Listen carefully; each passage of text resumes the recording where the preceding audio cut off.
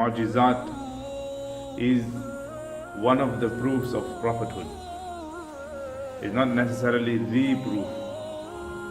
One of the proofs of prophethood is that a prophet performs miracle with the permission and the power of Allah subhanahu wa ta'ala. Many miracles happen instantly without the prophet knowing that this will happen. And many miracles the prophet makes an intention of something, believing in the power of Allah subhanahu wa ta'ala, and then Allah subhanahu wa ta'ala makes it happen so that it becomes a proof for the opponent or for those that are willing to believe. From amongst the believers, those that have brought Iman on Rasulullah sallallahu alayhi wa sallam, many were those that they did not need any mu'jizat to believe. They did not look for any miracles to believe in Rasulullah sallallahu alayhi wa sallam. The likes of Abu Bakr Siddiq radiallahu anhu, Hazrat Ali radiallahu anhu, Umar radiallahu anhu, they believed because they had understood the truth.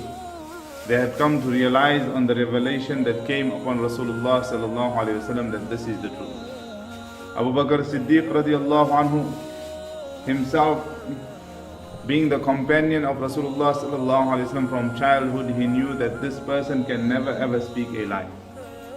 And even if it is a lie, he will not speak such a huge lie, where a person feels that why would someone claim to be a prophet when he had not even spoken the smallest of lies his entire life.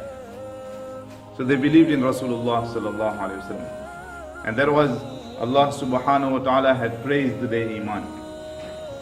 Secondly, there was a group of people, they extremely rebelled against Rasulullah sallallahu alayhi wa sallam. No matter what proofs and signs were put in front of them, no matter what revelation was read in front of them, what mu'jizat and miracles were performed in front of them, they continuously slurred and they continuously went against Rasulullah sallallahu alayhi wa sallam. Number one, just to show a status in their community, in their society, that we are the leaders.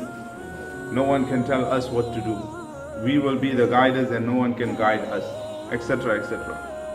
And third category of people were those that they were not sure either to believe or not. So they waited for some things to happen in the life of Rasulullah sallallahu alaihi wasallam. One of the greatest event that happened in the life of Rasulullah sallallahu alaihi wasallam was Fath Makkah, the conquest of Makkah. That is where Allah subhanahu wa ta'ala revealed, before the conquest of Makkah, Surah An-Nasr was revealed. إِذَا جَاءَ نَصْرُ اللَّهِ وَالْفَتْحُ وَرَأَيْتَ النَّاسَ يَدْخُلُونَ فِي دِينِ اللَّهِ أَفْوَاجًا. So many tribes of the Arabs, they were waiting that if he is truly a prophet, then he will be victorious someday. Someday he will have a large following. Someday he will have a high position. So they waited for approximately 20 years or 21 years they waited.